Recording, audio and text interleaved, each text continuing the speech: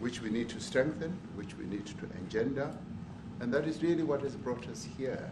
And we are really privileged to have great South Africans in the mix. As you said, you'd like to see them as well. And I brought you a really fantastic golf book. Weighs 14 kilograms. Oh, that sounds good. And it showcases the golf courses in our country. Johan Rupert wrote preface, so did Annie Els. And I want to showcase our golf courses. You might remember when I spoke to you, and we spoke about golf, you said I should start practicing. And I've started practicing, President, so I'm ready. But let me end just the introductory remarks by thanking you. You may not recall that 5 years ago I spoke to you during the COVID period. Right. And it was at a time when the whole world was going through a really cathartic moment. Right. And we asked for assistance, and you were able to assist us with respirators.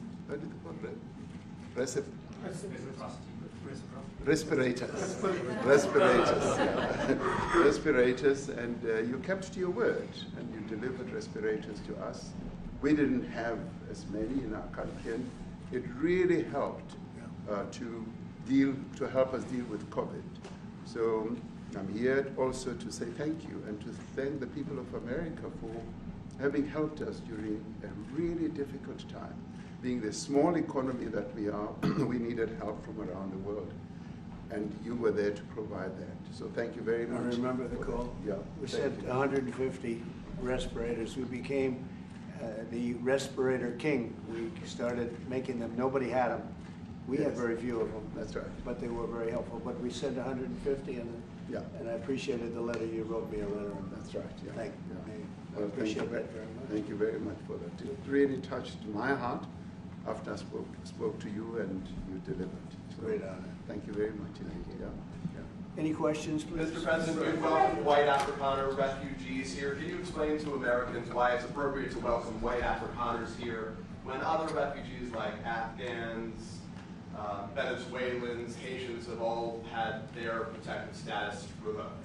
Well, this is a group, NBC, that is truly fake news. They ask a lot of questions in a very pointed way. They're not questions, they're statements.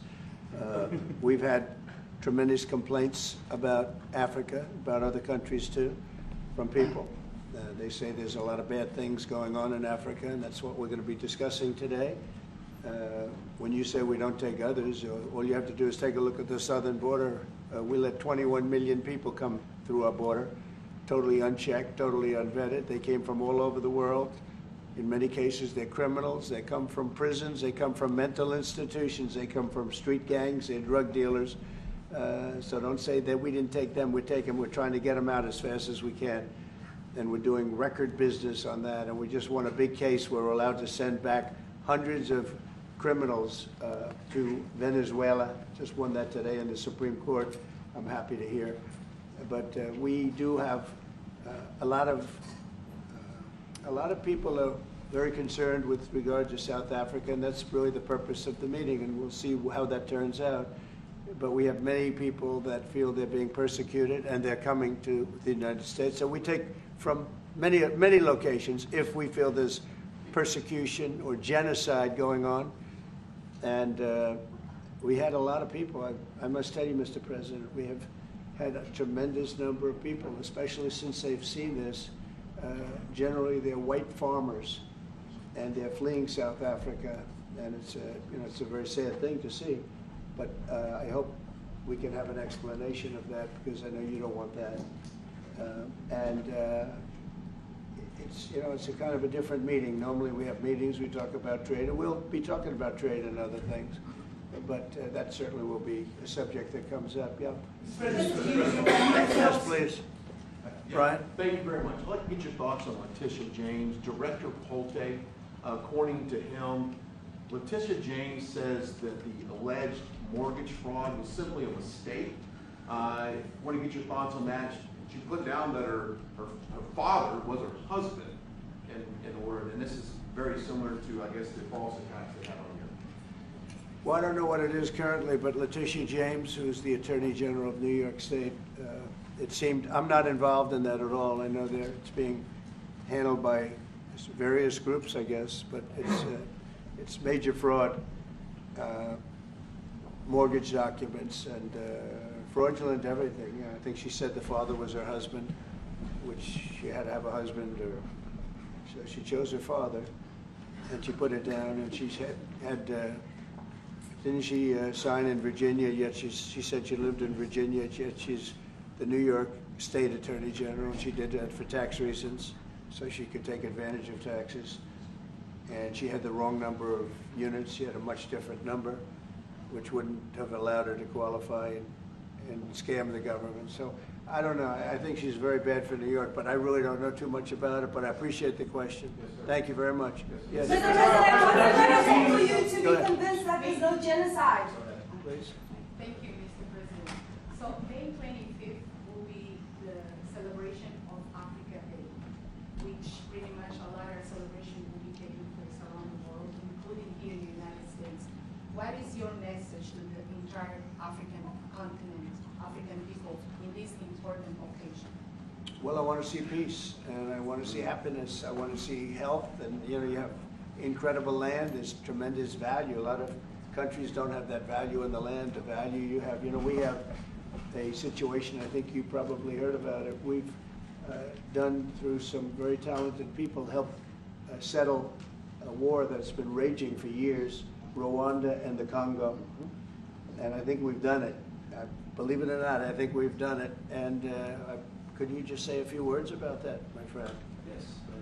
A couple of weeks ago, we signed, they signed, the two parties signed a declaration of principle in which they agreed on the way forward. And they have both submitted draft peace agreements, and we have put together one that incorporates both of their suggestions, and we've given it to them. So we're in the process of finalizing this Looking peace good, agreement. right? Looking very good.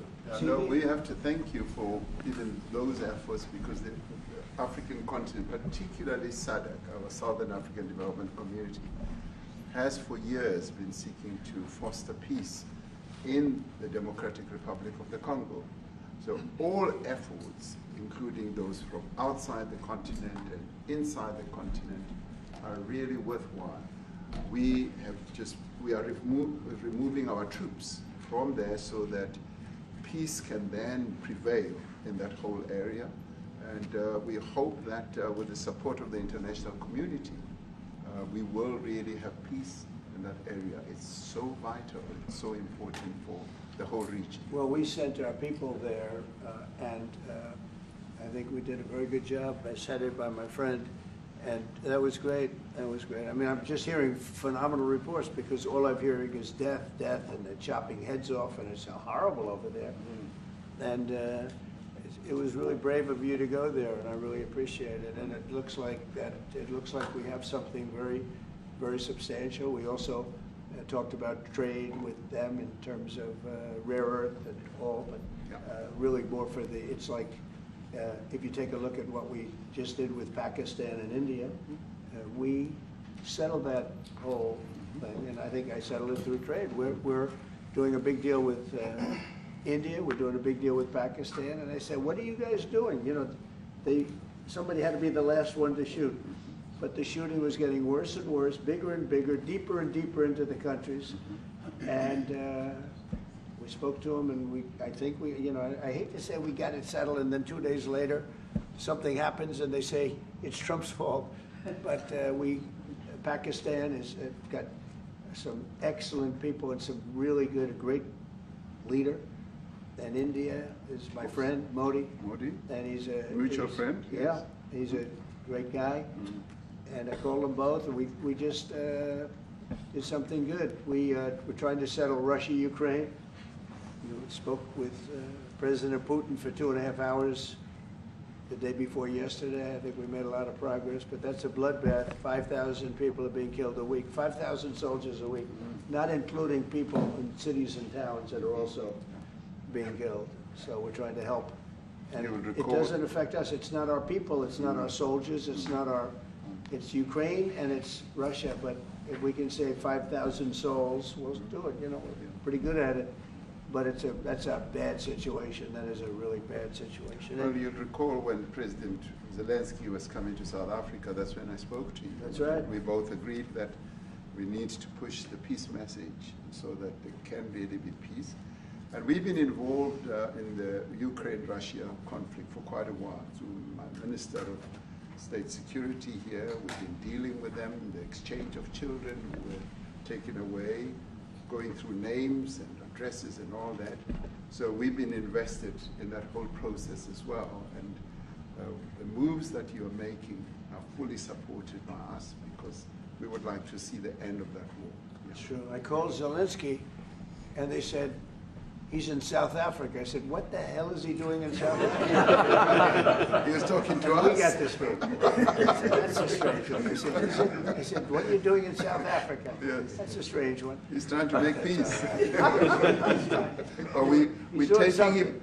You know, we were lucky because we had the great Nelson Mandela, who taught us how to create peace, to make peace. So we were imparting some of those lessons to him, some of those learnings, and I specifically mentioned to him that this is how Nelson Mandela taught us that when you want to have a peace in a country, do it on an unconditional basis and sit down and talk. And that's precisely what I'm sure he's going to heed. Well, we're going to see what happens with that one. It's there's a lot of hatred. Yeah. There's a lot of death. It's a bloodbath. It is. It is. Unfortunately. I get the satellite pictures of that field, of that killing field. Mm-hmm. You never saw anything like it in your life. It's horrible. It's a horrible thing that it goes on, but I think we've made big progress. Yeah, please, go ahead. Thank you, Mr. President. No, not you. Right here. He's from South Africa. Go ahead, please. What are you expecting on the ICJ case? Are you expecting South Africa to drop that? Is that what you're trying to do? On which case? The ICJ The International case is Criminal Justice. International Criminal Court. I don't expect anything, to be honest. I really don't. I don't know. It's they've got a case. There's a lot of anger there, tremendous anger. I don't expect anything. We'll see what happens. We'll have a ruling, and who knows what the ruling is going to mean. Yeah. On that subject of Gaza, Mr. President, are you going to be speaking to Prime Minister Netanyahu about Israel's renewed offensive? There's been a lot of concern from European countries. The Pope has expressed concern. Are you going to be asking Prime Minister Netanyahu to tone down the offensive in Gaza to let more aid in? Was that a question or a statement? It's a question. This guy's, you never change. Mr. President, this time, what Please. would it take for you to be convinced that there's no white genocide in South Africa? Well, I can answer that for the President. It's for him.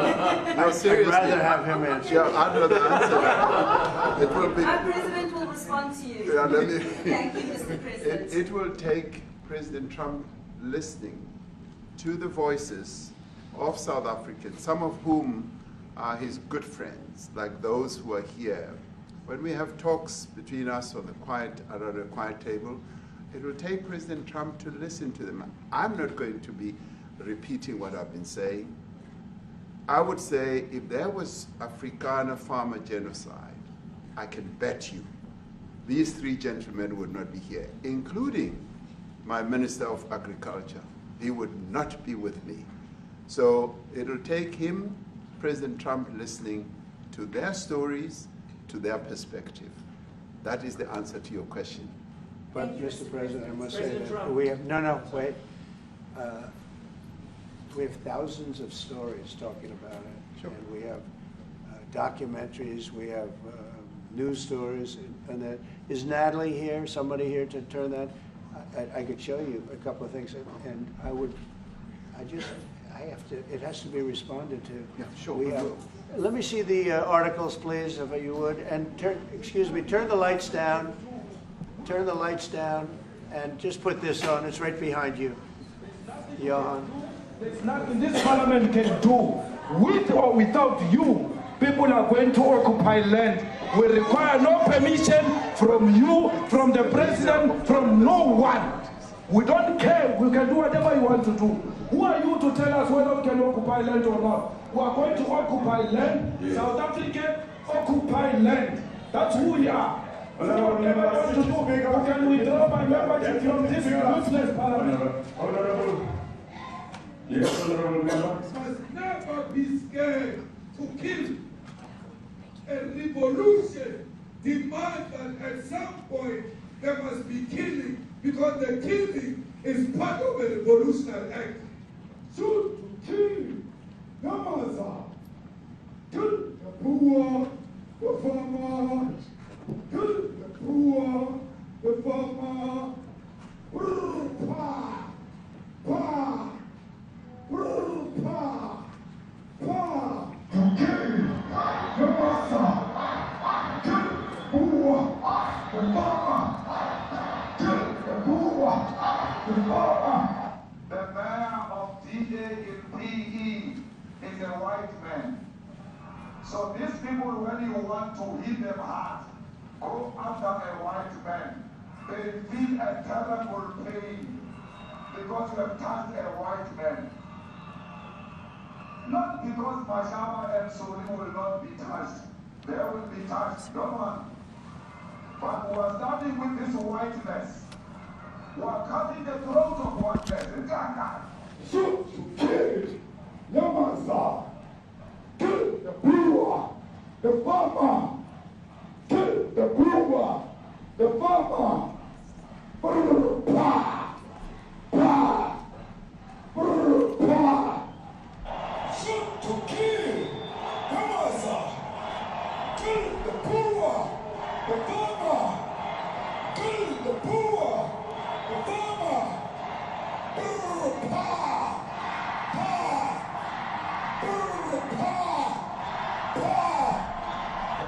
I don't know what's going to happen in the future.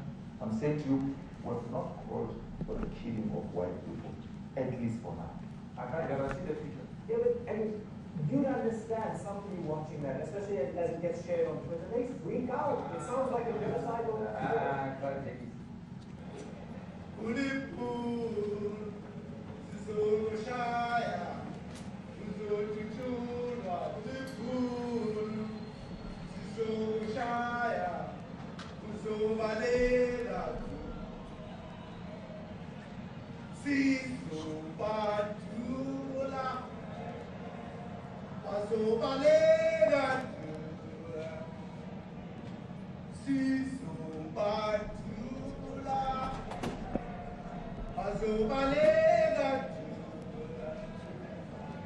Who will expropriate land without compensation, whether they like it or not. If they object, they can seek refugee in America.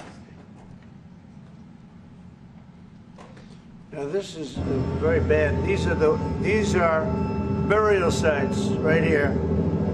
Burial sites. Over 1,000 of white farmers, and those cars are lined up to pay love on a Sunday morning. Each one of those white things you see is a cross, and there's approximately 1,000 of them. They're all white farmers, the family of white farmers. And those cars aren't driving, they're stopped there to pay respects to their family member who was killed. And it's a terrible sight. I've never seen anything like it. Both sides of the road you have crosses.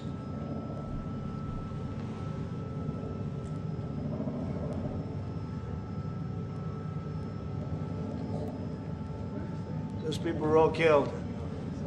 Have they told you where that is, Mr. President? No, I'd like to know where that is, because this I've never seen. Okay. I mean, it's in South Africa. That's where. We need to find out.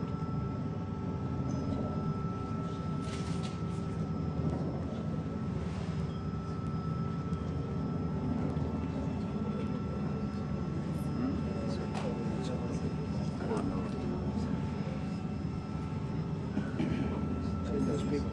Huh? I don't know.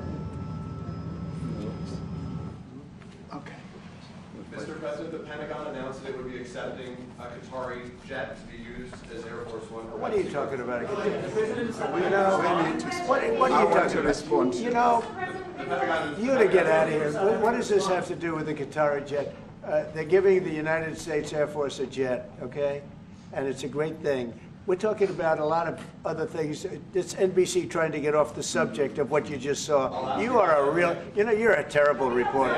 Number one, you don't have what it takes to be a reporter. You're not smart enough. But for you to go into a subject about a jet that was given to the United States Air Force, which is a very nice thing, they also gave $5.1 trillion worth of investment in addition to the jet. Go back, you ought to go back to your studio at NBC, because Brian Roberts and the people that run that place, they ought to be investigated. They are so terrible the way you run that network, and you're a disgrace. No more questions from you. Go ahead. Go ahead, talk about that. His name is Peter something. He's a terrible reporter. Quiet. Let's go. Thank you so much. President Trump, Anna Disaster from EMCA in South Africa. Thank you very much. Thank you very much. What would you like President Ramaphosa to do about the situation that we've just seen on the screen? I don't know. Look, these are articles over the last few days. Death of people. Death. Horrible death. Death. I don't know.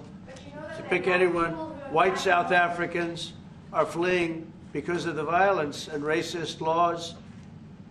And this is all, I mean, I'll give these to you. No, so when you say, what would I like to do? I don't know what to do.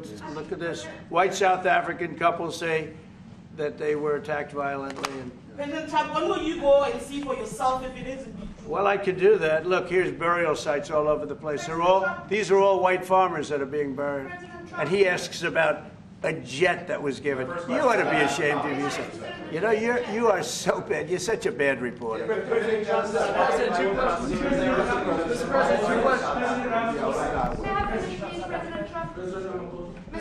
This is one after another. This family was wiped out. I'm just looking. Can we get a response from President Ramaphosa, Your please? reaction to those videos, Mr. President? President Trump, Well, I think the videos are so. No. When you look at the videos, I mean, how does it get worse? And these are people that are officials, and they're saying that kill the white farmer and take their land. That's what it is. And I have other friends in South Africa. I have people that left. One in particular that says you can't go there. He said they want to take your land. They take your land and they kill you. It's okay, and they say it's okay to do. Now we're going to talk about it. But this is a tremendous look. This is a story recent. These are all people that recently got killed. Yeah. And I don't know how it can get any worse. These are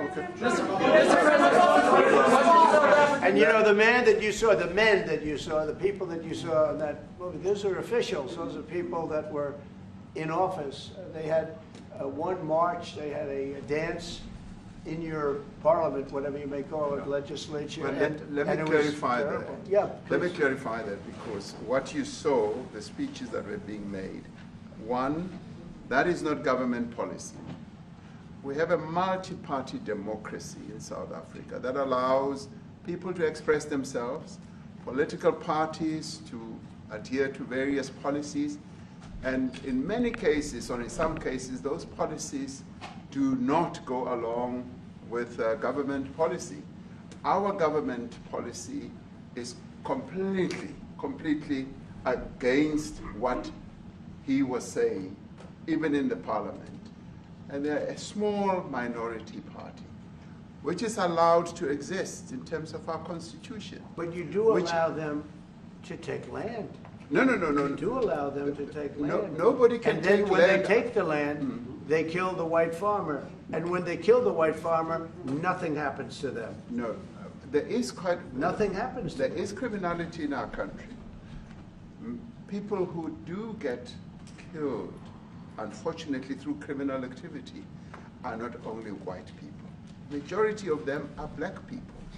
And we have now The been farmers are utilized. black. The farmers are not black. I don't say that's good or bad, but the farmers are not black.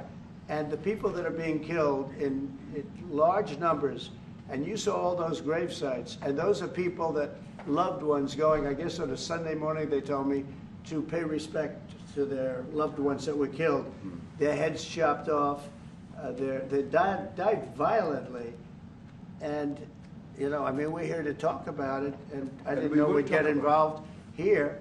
But I will say this, that if the news wasn't fake like NBC, which is fake news totally, one of the worst, ABC, NBC, CBS, horrible. But if they weren't fake news like this jerk that we have here, if we had real reporters, they'd be covering it. But the fake news in this country doesn't talk about that. They don't want to talk about it, but now they have to talk about it. But they won't. This won't even be a subject. They'll have him talking about why did a country give a free, think of this, why did a country give an airplane to the United States Air Force? Okay, the United States, not to me, to the United States Air Force, so they could help us out, because we need an Air Force One until that's Air Force One, it's being built.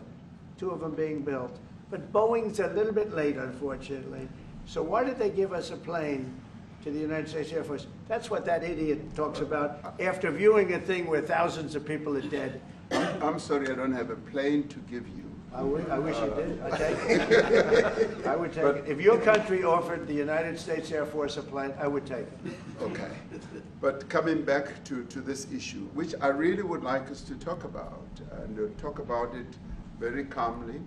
We were taught by Nelson Mandela that whenever there are problems, people need to sit down around a table and talk about them. Well, there are problems. And this is precisely what we would also like to talk about, including, of course, trade matters, investment matters. So the issues that concern you as the United States. Those are all recent. Those are all deaths. Yeah, in many ways, I mean, one should say you are a partner of South Africa, and you are raising concerns, and these are concerns that we are willing to talk to you about.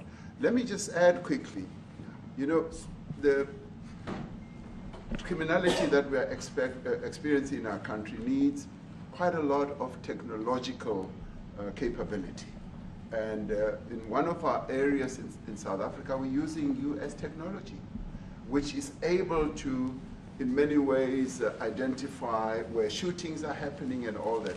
And I'd like to talk about that, because there is support that we can get from you as the United States to help us deal with all these acts of criminality. And that is what I believe partnership is all about.